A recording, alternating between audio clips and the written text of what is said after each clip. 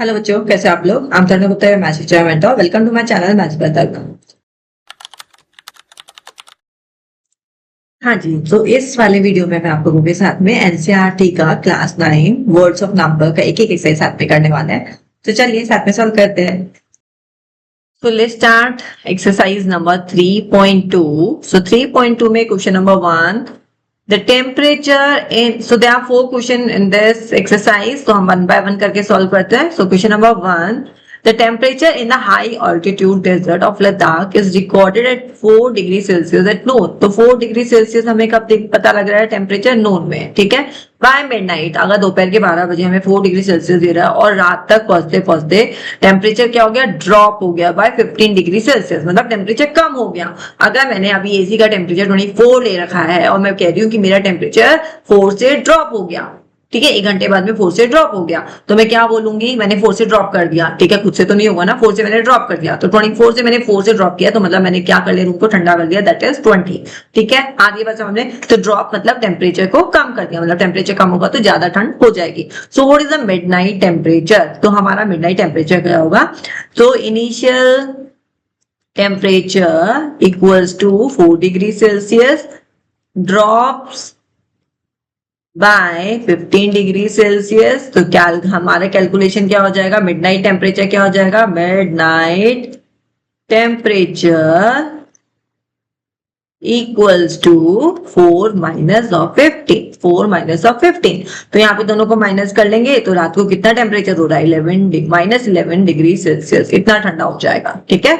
Now come to question number 2। Spice trader take a loan of rupees 850. The next day he makes a profit of rupees 1200. ठीक है, तो उसने loan लिया, तो loan को क्या बोलते हैं, डेट, ठीक है। तो लोन लिया उसने कितने का, 850 का। तो लोन लिया तो बेटा नेगेटिव में होगा, ये बात ध्यान रखो, क्योंकि आपने लोन लिया है किसी से तो वो आपको रिटर्न भी करना है, आपको रीपे भी करना है उसको, तो हम उसको वहां पे क्या लेंगे, minus of 850। The next day he makes a Fortune of rupees 1200। अब उसको प्रॉफिट हो गया, ठीक है, प्रॉफिट हो गया, प्रॉफिट को हमने क्या बोला, फॉर्च्यून, प्रॉफिट को क्या बोला, फॉर्च्यून, तो that is plus of 1200। The following week he incurs a loss of rupees 450। Again उसको नेक्स्ट वीक में क्या हो गया, लॉस हो गया, लॉस अगेन हम नेगेटिव में लेंगे 450। Write the sequence as equation using integers and calculate his financial standing. तो हमने इस तरीके से इंटीजर में शो कर दिया यहाँ पे, ठीक है। तो यहाँ पे हम रूल फाइन, तो ये हमारा कैलकुलेशन हो गया, हमने इसको इंटीजर्स में शो कर दिया कि इसका किस तरीके से लॉस हो रहा था और किस तरीके से उसको प्रॉफिट हो रहा था, ठीक है। अब हम लास्ट में क्या कर देंगे, इसका इक्वेशन बना देंगे हम। तो इसका इक्वेशन क्या हो जाएगा, minus of 850 plus 1200 minus of 450, ठीक है। तो इसको हम सॉल्व करेंगे, तो 1200 माइनस 850 माइनस करिए 059350, तो ये हो जाएगा हमारा प्लस 350। ये दोनों को सॉल्व किया तो मेरा क्या है, प्लस 350। अब मैं इसको माइनस 450 कर दूंगी तो I will get minus of 100। Still उसको 100 रुपीज का लॉस है, ठीक है। His final standing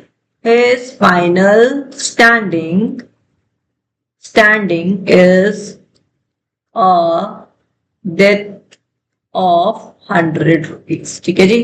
तो ये आपका फाइनल आंसर हो गया। इस तरीके से आपको करके आना है एग्जाम में, पूरा फाइनेंशियल बताना है कि लॉस है, प्रॉफिट है, लॉस है, एंड देन उसको कैलकुलेट करना है, देन फाइनल स्टैंडिंग बताना है। तो साइन का जरूर यूज करना है, नेगेटिव पॉजिटिव का।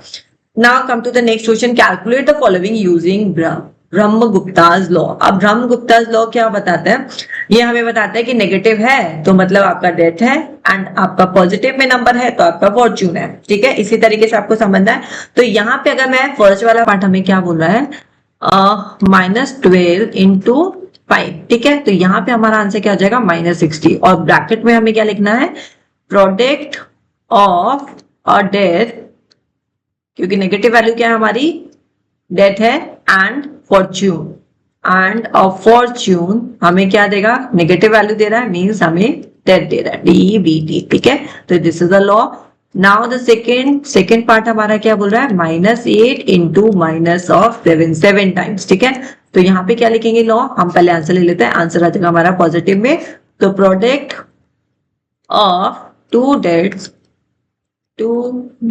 Is fortune. तो this is the law for the two negative values. Now the third part हमारा क्या है?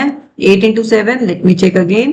The third is minus, okay, 0 minus of 14. ठीक है, तो ये हमारा क्या हो जाएगा? इसका 0 plus 14 तो हमें क्या वैल्यू देगा? 14 वैल्यू देगा. ठीक है, ये हमें क्या देगा? वैल्यू 14 देगा. तो इसमें लॉ हम क्या लिख देंगे? subtracting a death is same as adding a fortune. ठीक है जी. Now the last is fourth part, -20 divided by 4. ठीक है, तो इसको हम क्या लिखेंगे? इसका आंसर हमारा आ जाएगा -5. और इसका हम लॉ क्या लिखेंगे? इसका लॉ लिखेंगे हम date is divided by fortune is a death. ठीक है जी, तो ये हमारे इसके लॉज हो गए और ये हमारे इसके आंसर्स हो गए. ठीक है, गॉट इट.